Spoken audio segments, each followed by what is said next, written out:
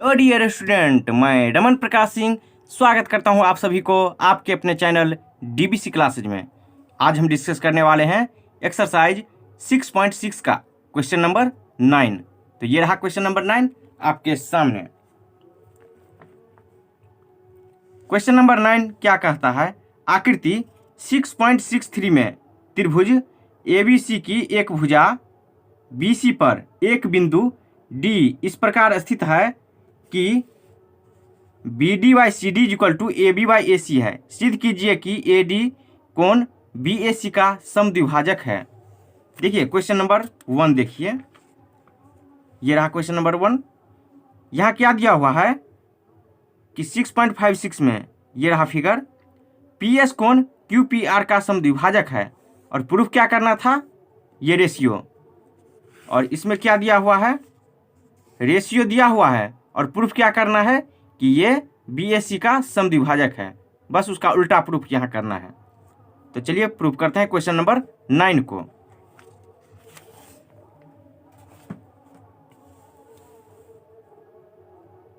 तो ये डायग्राम है। तो चलिए जो कुछ दिया हुआ है सबसे पहले हम वह लिख देते हैं। यहाँ पे क्या दिया हुआ है, दिया हुआ है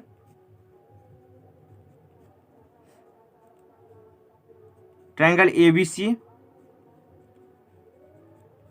दिया हुआ है, जहां बीसी पर एक बिंदु डी इस प्रकार स्थित है कि B D by C D equal to A B by A C है। तो सिद्ध करना है, टू प्रूफ, क्या प्रूफ करना है, ए डी यानी कोण बी ए सी यानी एंगल बी ए सी का समद्विभाजक है।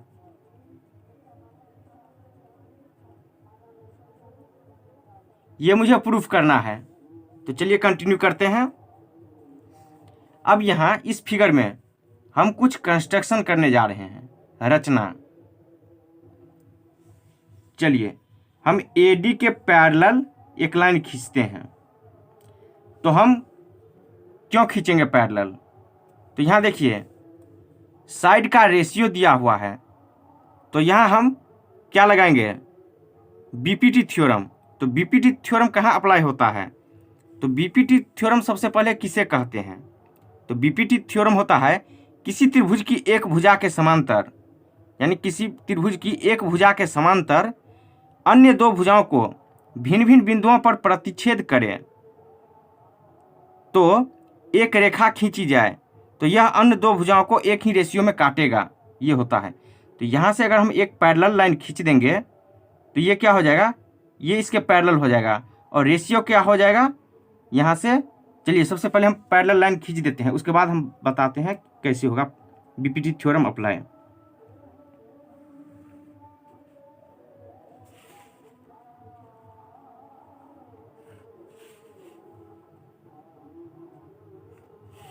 चलिए हम इसको नाम दे देते हैं, इसका नाम पॉइंट ई हम बोल देते हैं। तो देखिए बीपीटी थ्योरम फिर से बोल देते हैं, किसी त्रिभुज की एक भुजा के समांतर, यानी इस भुजा के समांतर हम लाइन खींच दिए हैं।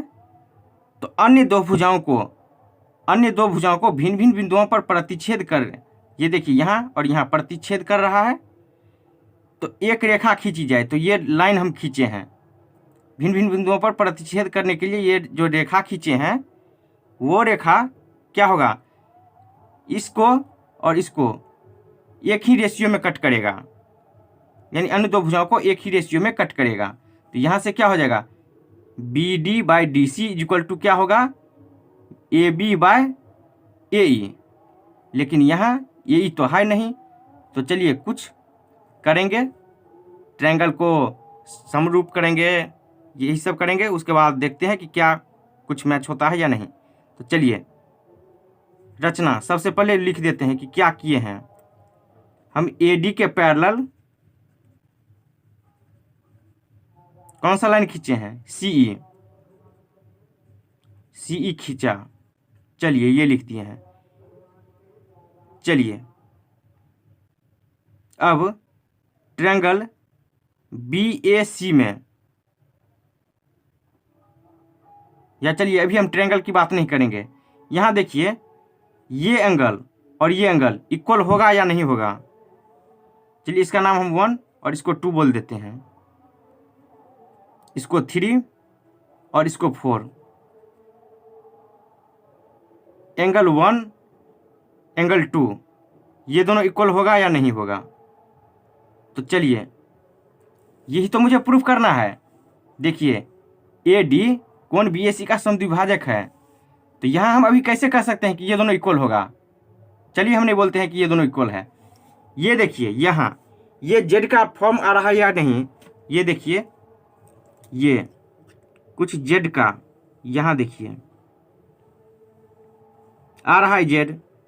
तो ये जैसे ही Z बन गया तो यहाँ देखिए Z हम बना दिए हैं। तो ये एंगल और ये एंगल क्या हो जाता है, दोनों इक्वल। तो यहाँ से एंगल 2 इक्वल टू एंगल 3 होगा। तो यहाँ लिख देते हैं एंगल 2 इक्वल टू एंगल 3। कैसे? तो अल्टरनेट एंगल से, अल्टरनेट एंगल से ये दोनों इक्वल। अब कौन बचा? 1 और 4। तो क्या ये दोनों इक्वल होगा? जरूर होगा, ये दोनों पैरेलल लाइन है। तो चलिए हम पैरेलल लाइन खींच दिए, ये दोनों पैरेलल है और ये एक ट्रांसवर्स लाइन है, चाहे इधर से चाहे इधर से। तो जैसे ही ट्रांसवर्स लाइन इसको कट करेगा तो ये एंगल और ये एंगल दोनों क्या हो जाएगा? इक्वल। यहाँ से देख लीजिए एंगल ये और ये दोनों इक्वल हो जाएगा। यहाँ लिख देते हैं एंगल 1 इक्वल टू एंगल 2। कैसे? कॉरस्पॉन्डिंग एंगल से ये दोनों इक्वल।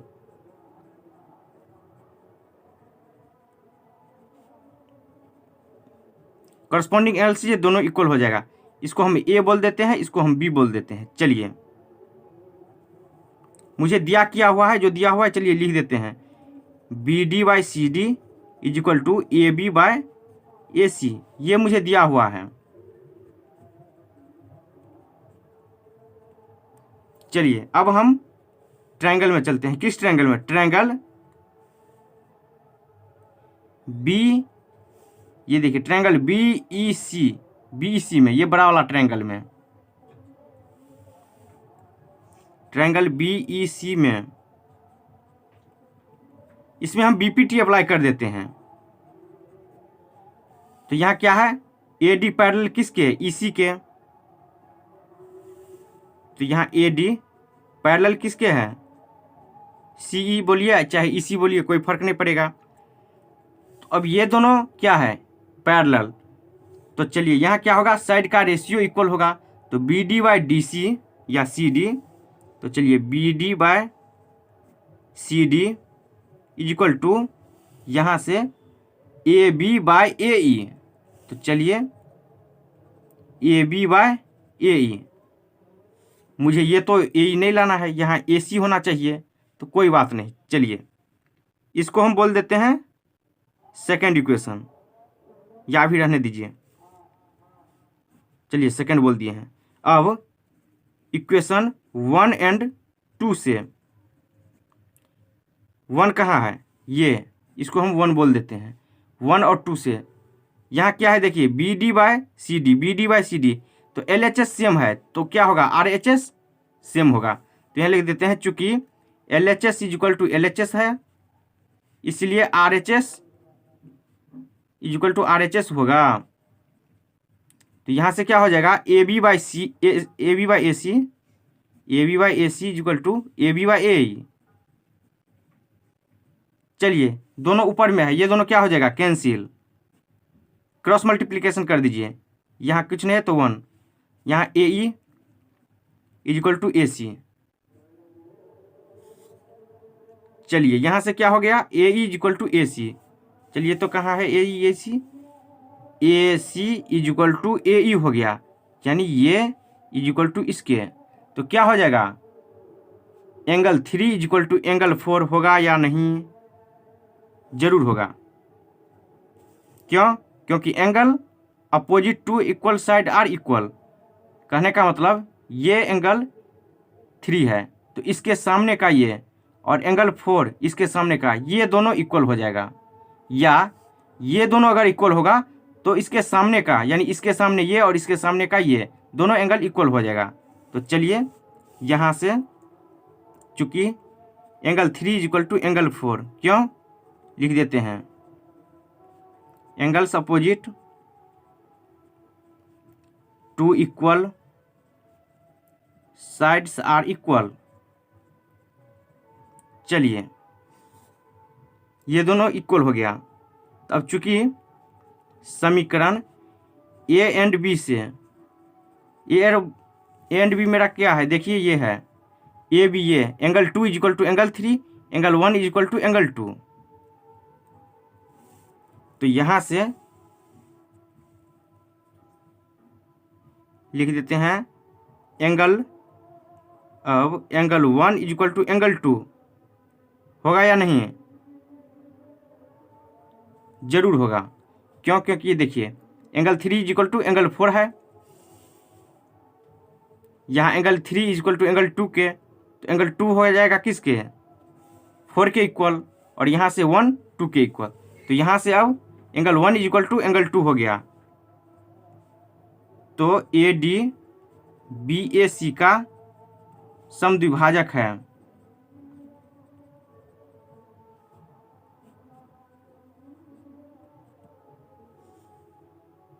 कन्फ्यूजन नहीं होना चाहिए, अगर कन्फ्यूजन यहाँ आ रहा है तो चलिए फिर से बता देते हैं।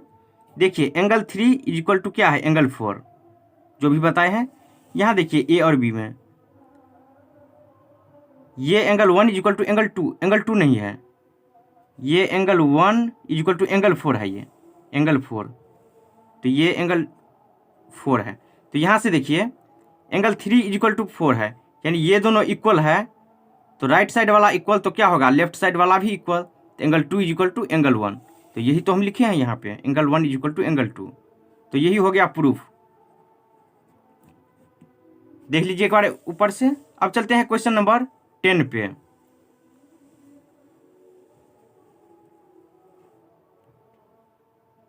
क्वेश्चन नंबर 10 देखिए, ये रहा क्वेश्चन नंबर 10, और ये इस एक्सरसाइज का आखिरी क्वेश्चन है और इस चैप्टर का भी आखिरी क्वेश्चन है। तो क्वेश्चन नंबर 10 देखिए, नाजिमा एक नदी की धारा में मछलियां पकड़ रही हैं। उसकी मछली पकड़ने वाली छड़ का सिरा पानी की सतह से 1.8 मीटर ऊपर है, यहाँ देखिए 1.8 मीटर ऊपर है, तथा डोरी के निचले सिरे से लगा कांटा पानी के सतह पर इस प्रकार स्थित है कि उसकी नाजिमा से दूरी 3.6 मीटर है। यहाँ से देखिए नाजिमा यहाँ है, यहाँ से टोटल डिस्टेंस क्या है 3.6, इस दोनों को ऐड करिएगा तो 3.6 होगा ये टोटल। और छड़ के सिरे के ठीक नीचे पानी की सतह पर स्थित बिंदु से उसकी दूरी 2.4 मीटर है। ये देखिए ये रहा डिस्टेंस 2.4 मीटर।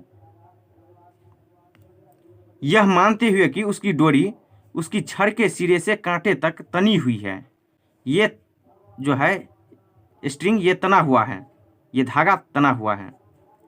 उसने कितनी डोरी बाहर निकाली हुई है, देखिए आकृति 6.64 ये फिगर रहा।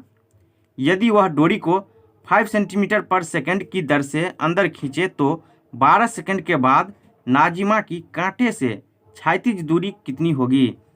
ये यहाँ से रस्सी खींचना शुरू करती है, तो सीधी सी मतलब है ये दूरी क्या होगा, ये यहाँ होगा और फिर ये धागा कुछ यहाँ होगा। तब बोल रहा है कि ये डिस्टेंस कितना होगा नाजिमा से। तो चलिए फाइंड करते हैं।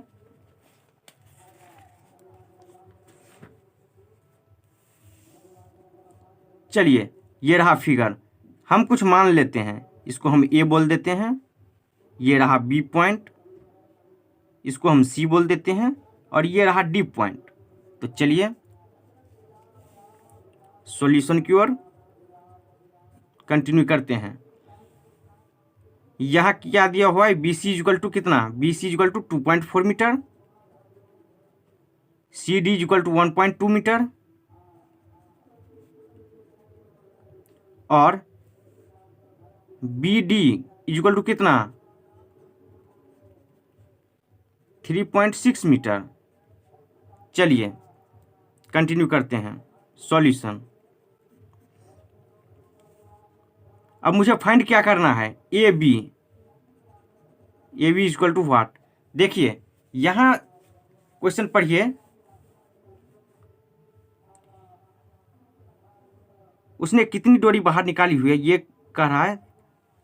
तो देखिए मुझे जो है एक बार ए बी निकालना है, ये कितना तना हुआ है, ये टोटल तना हुआ है तो डिस्टेंस बोलेगा, तो यहाँ डिस्टेंस पूछ रहा है तो कितना है, तो ये एक बार मुझे निकालना है। देखिए तनी हुई है, तो उसने कितनी डोरी बाहर निकाली हुई है, ये कितना डोरी बाहर निकाली हुई है, तो ये मुझे फाइंड करना है। तो चलिए किस ट्रायंगल में, ट्रायंगल ए सी बी में चलते हैं। ये सीधी सी मतलब है 90 डिग्री है, तो ट्रायंगल ए सी बी में देखिए सी के सामने का ये क्या होता है, हाइपोटेन्यूस होता है, तो ये ए बी का square equal to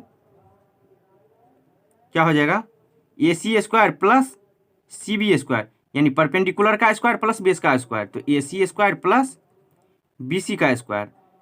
A B मुझे फाइंड करना है, तो ए बी का square equal to A C square, A C कितना है, A C equal to 1.8 metre, 1.8 का स्क्वायर प्लस बी सी कितना है 2.4 का होल स्क्वायर। चलिए यहाँ दिया हुआ है क्या, ए सी, चलिए लिख देते हैं A C equal to 1.8 metre. चलिए यहाँ से A B square equal to 1.8 का स्क्वायर, तो 1 पॉइंट, चलिए मल्टीप्लाई करते हैं 1.8 इंटू 1.8, 8 जा 64, 6 बचा 8 प्लस 6 कितना हो गया 14, 81, 2 अंक के बाद पॉइंट होगा, तो ये होगा क्या 3.24 प्लस 2.4 का स्क्वायर, 2.4 का स्क्वायर, तो 2.4 इंटू 2.4 कितना हो रहा है, मल्टीप्लाई कीजिए, 4 4 जा 16, 1 4 2 जा 8 प्लस 1 9 8 4 5 7 6 और पॉइंट यहाँ 2 अंक के बाद, तो यहाँ क्या हो गया 5.76, ऐड कर दीजिए, 6 प्लस 4 कितना 10, 7 प्लस 2 9 प्लस 1 10, 5 प्लस 3 8 प्लस 1 9, तो ए बी इक्वल टू √9, इसको क्या लिख सकते हैं √3 इंटू 3, जैसे ही पेयर में रहा एक बाहर आ जाएगा, तो यहाँ से ए बी इक्वल टू कितना 3, क्या मीटर या सेंटीमीटर, तो मीटर। चलिए एक आंसर मेरा ये हो गया कि कितना धागा तनी हुई है। अब कह रहा है देखिए, यदि वह डोरी को 5 सेंटीमीटर पर सेकंड की दर से अंदर खींचे तो 12 सेकंड के बाद नाजिमा की कांटे से क्षैतिज दूरी कितनी होगी। नाजिमा से कांटा यहाँ मान लीजिए कहीं पर होगा, जैसे ही रस्सी खींच रही है तो ये ऐसे आएगा, यहाँ पे कांटा यहाँ कहीं होगा, तो ये डिस्टेंस पूछ रहा है कि जब खींच रहा है तब कितना होगा, कितना 5 सेंटीमीटर पर सेकंड की दर से, तो 12 सेकंड के बाद कितना होगा क्षैतिज दूरी, ये डिस्टेंस। तो चलिए तो यहाँ लिख देते हैं 3 मीटर क्या है धागा मछली पकड़ने वाली छड़ी से बाहर है। चलिए अब अगला यहाँ लिख देते हैं कि मुझे क्या प्राप्त करना है, टू फाइंड लिख देते हैं, ये सेकंड मान लीजिए, सेकंड है मेरा, ये रहा फर्स्ट और इसको हम सेकंड बोल रहे हैं। तो अब क्या यहाँ फाइंड करना है कि नाजिमा से कांटे की दूरी, कब कांटे की क्षैतिज दूरी, यानी हॉरिजेंटल डिस्टेंस क्षैतिज दूरी 12 सेकंड के बाद। चलिए ये लिख दिया है, मुझे फाइंड करना है।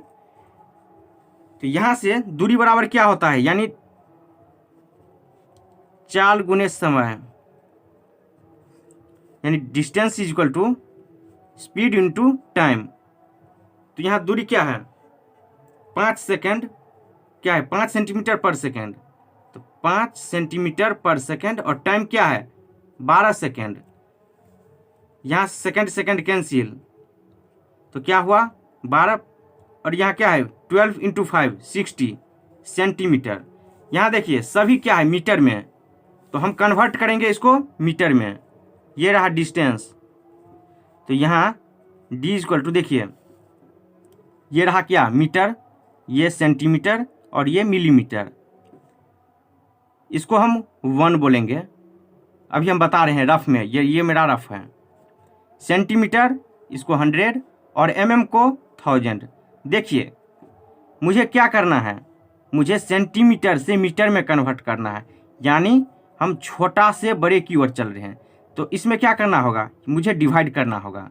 तो देखिए हम सेंटीमीटर से मीटर में कन्वर्ट करने जा रहे हैं, तो यहाँ हम 1 में डिवाइड करने जा रहे हैं किससे 100 से, तो क्या हो जाएगा पॉइंट, तो यहाँ 1 0, यहाँ 1 0 दीजिए, तो यहाँ आ गया 1 टाइम्स में कैंसिल हो गया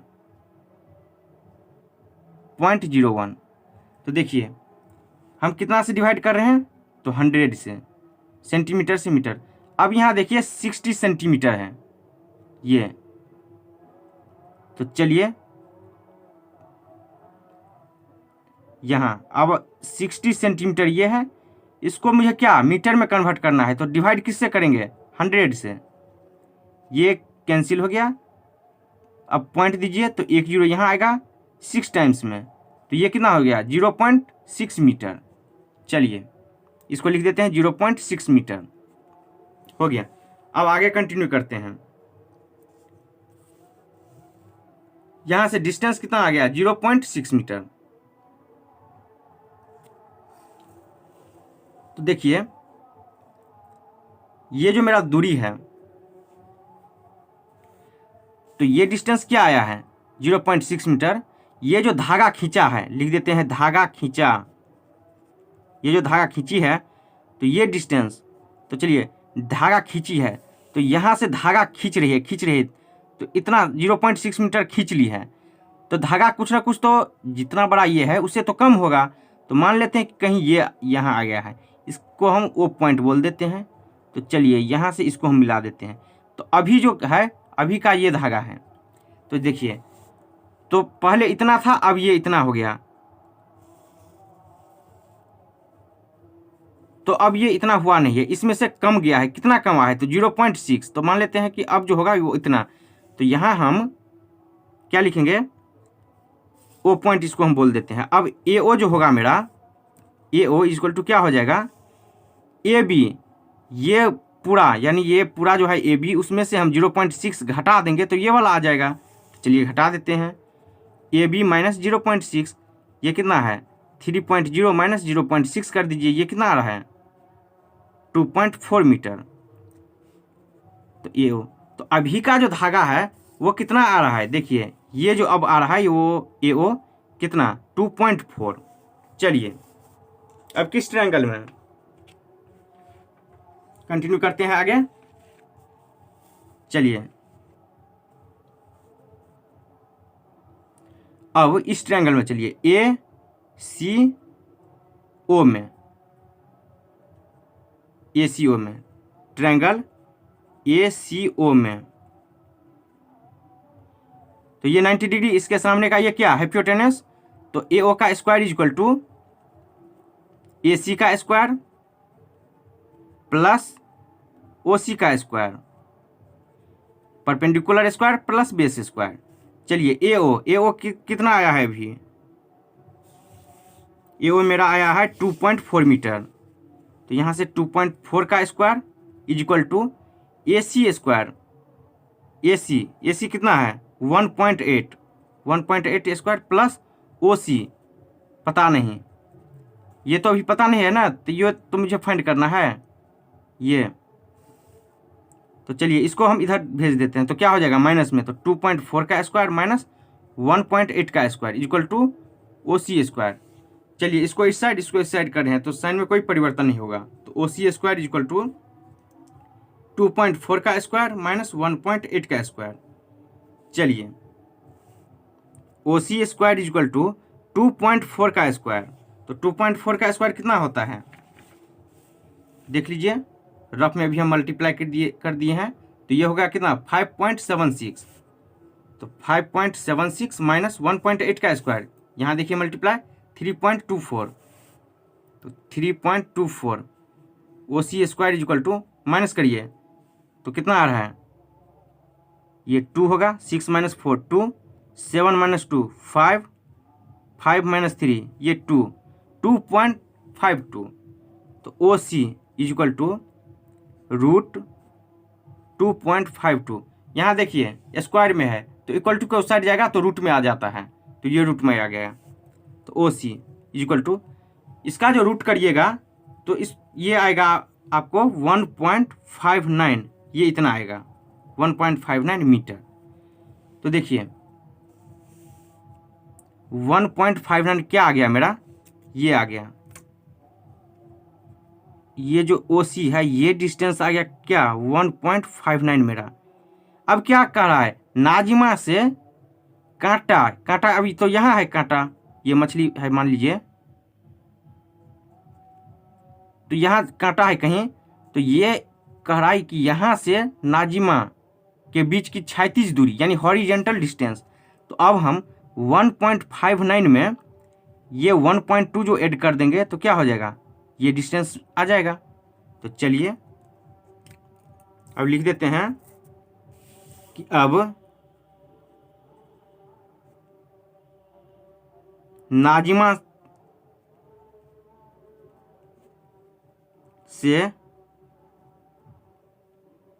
कांटे के बीच की क्षैतिज दूरी यानी horizontal distance,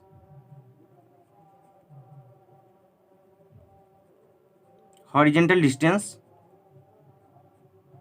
is equal to कितना हो जाएगा OC plus CD, OC plus CD। तो OC कितना है, OC 1.59 प्लस CD कितना है 1.2। तो 1.2 कितना आ रहा है देखिए 1.59 और 1.2, पॉइंट के सामने पॉइंट लिखना है तब ऐड करिए, या अगर माइनस करना रहे तब भी वैसे ही करना है, पॉइंट के सामने पॉइंट। तो 9 5 प्लस 2 7, तो 2.79 मीटर, और यही आंसर हो गया। तो चलिए देख लीजिए एक बार।